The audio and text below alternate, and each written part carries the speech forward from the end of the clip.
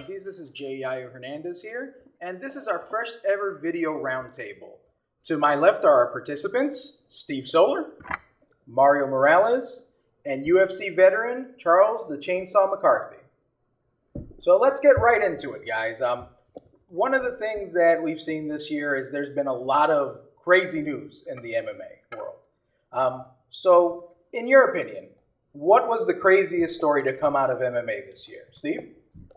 Well, I would definitely say it was the Zuffa purchase of Strikeforce. I mean, no one saw that coming. There wasn't any talk of it on the internet. No one was really expecting that to happen. And there were some big things that happened in MMA this year. But as far as shocking and unexpected, that was definitely probably the biggest one.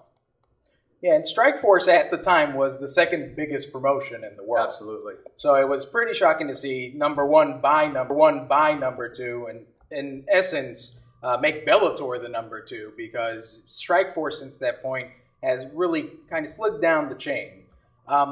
In your perspective, Mario, do you see that being the most important or the most shocking MMA news of the year? Oh, by far. I think it was very much unexpected, and it was something that, caught us all by surprise. So it's good, definitely good news for us. I don't think so. I feel like, I hear what you're saying. It's a big deal what happened. It's huge news. But to me, it's not shocking. It follows within the MO of what UFC's done in the past. They've bought out WEC, and they bought out other organizations to acquire talent like Pride. They bought out, I think it was WFO, where they got Quentin Jackson from. So they have a history of buying their closest competitors and taking their talent and bringing them into the UFC. What's really shocking me is that they haven't actually folded Strikeforce yet. I feel like it's a matter of time. They're just allowing the TV deals to play out. I'm sure there's legal reasons that are keeping them binded to Showtime, at least for the time being. And they don't want to weaken their UFC brand by putting that on Showtime to satisfy that agreement. So to me, I don't find that news shocking. While it's still big news, I feel like it still fits within what we've seen UFC do in the past. To me, what was really shocking is the saga of the Nick Diaz-George St. Pierre fight. You see guys that obviously really want to fight each other, and for one reason or another, it seems to never happen. For me, it was the whole story of 2011, was Nick Diaz-St. Pierre. Is it going to happen, not going to happen? And now we may not even see it in 2012 or ever. So for me, that's shocking. I was so intent on watching that fight to see who's going to win, and I think everyone was. We saw it on CageJunkies, a tremendous amount of fan reaction for that fight. So I think for me, the most shocking was this knee injury from St. Pierre that we're not going to get to see the fight. Now, two of the gentlemen at this table actually have had the same kind of injury, ACL tears. So first I'll start with you, Steve, because you actually wrote an article for it for CageJunkies. What do you think? Do you think GSP is going to come back? Will he come back the same fighter he was? Just from your own personal experience dealing with having to recover from that particular kind of injury. Well, GSP, obviously, he's a world-class athlete. And, if anybody can come back from an injury that major, he could do it. I mean, obviously, I'm not a world-class level athlete, but I can tell you I had the same injury, and it's pure hell. It's a pretty major injury. The rehab is very long. Your knee is never quite the same. It's been over a year that I had my ACL reconstruction done. And, I just got to the point now where I can do a full sprint. So, he's got a long road ahead of him. He's got all the right tools and the support around him to make it happen. He tweeted the other day, right after the surgery, literally the day after surgery, he was doing rehab stuff. And he was doing pre-rehab stuff up before the surgery. So he's going about it the right way. Statistically, I think the odds are kind of against him on coming back and being the same fighter that he was, just because it's the nature of that injury. As I said in my article, if you look at ACL injuries in the NFL, statistically only 79% of those players actually come back to play, and a third of them, and their performance actually dropped by a third.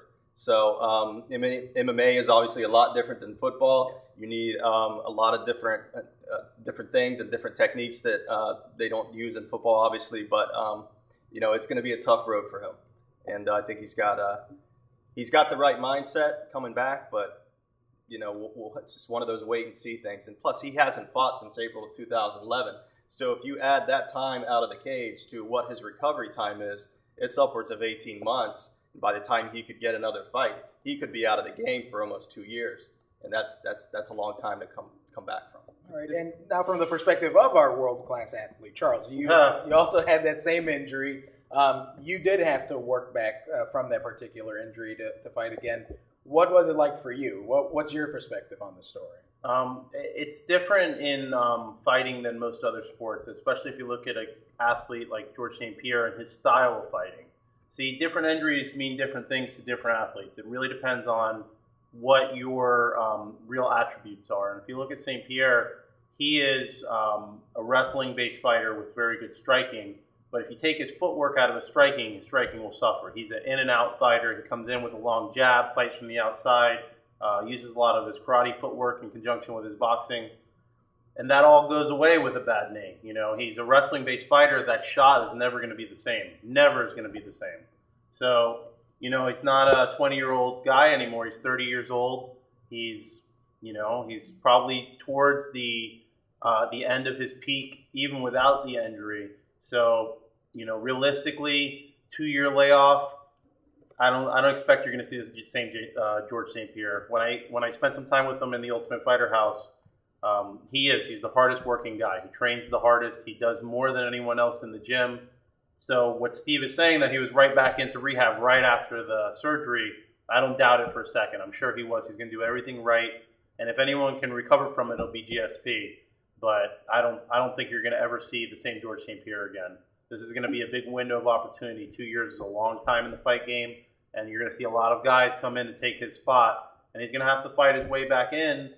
You know, realistically, can he out-wrestle Josh Koscheck with that bum knee? Probably not.